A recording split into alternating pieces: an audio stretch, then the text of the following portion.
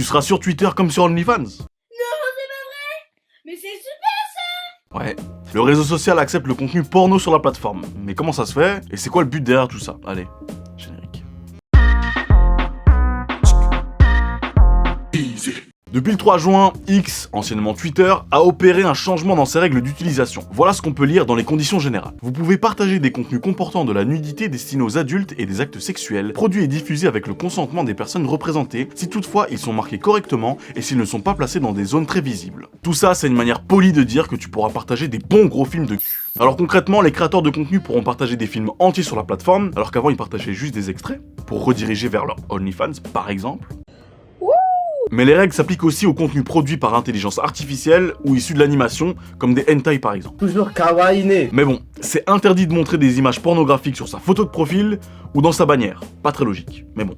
Qu'est-ce qui est logique sur Twitter? Les créateurs de contenu qui voudront partager du porno devront modifier leurs paramètres et prévenir leurs followers qu'ils vont voir une image ou une vidéo qui pourrait les choquer. Et au niveau des tweetos, donc toi en l'occurrence, petit coquin va, bah tu pourras pas regarder ces contenus si tu ne donnes pas ta date de naissance. Oh merde! Oh c'est con ça! Comme si c'était difficile de changer sa date de naissance. Mais bref, t'as saisi l'idée. Mais en vrai, comment ça se fait qu'ils font ça maintenant? Alors déjà, la plateforme justifie ce changement en disant que l'expression sexuelle est une forme légitime d'expression artistique. Ok, pourquoi pas. En tout cas, c'est un argument qui revient souvent chez les créateurs et créatrices de contenu porno. Je me définis pas comme actrice X, mais je suis créatrice de contenu. Mais je travaille pas avec les grandes sociétés de production. Ensuite, il faut savoir que X n'a en réalité jamais interdit les contenus pornographiques. Et selon Reuters, il représentait 13% des partages sur la plateforme en 2022. En gros, avant ça existait, mais c'était pas du tout mis en avant par l'algorithme de X. Bah ouais, t'imagines, c'est pas le top pour la réputation, et ça faisait fuir les annonceurs, les marques, les sociétés qui voulaient faire de la promo sur la plateforme. Alors ils se sont dit, tant qu'à faire, autant y aller à fond, et maintenant ce sera visiblement plus assumé. Et niveau moula, l'argent, le pèse, le fric, le flouze, X y voit aussi une manière de gagner de l'argent. Beaucoup d'argent. OnlyFans, juste en 2022, c'était 5,55 milliards de dollars générés. Putain, c'est beaucoup ça, hein. Est-ce que je changerai pas de carrière? Non, c'est faux.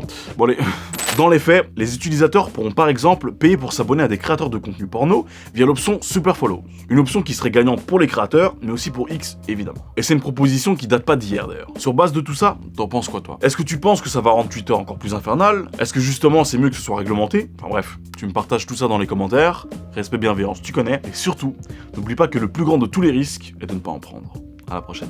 T'as kiffé la vidéo, je sais que t'en veux plus, je le vois dans tes yeux. Bah, il y a la vidéo d'Yveline qui est sortie, tu peux aller regarder. Et si t'es pas abonné, tu le fais tout de suite, maintenant. Je regarderai le nombre d'abonnés, et si tu l'as pas fait, je viendrai chez toi. Allez, salut!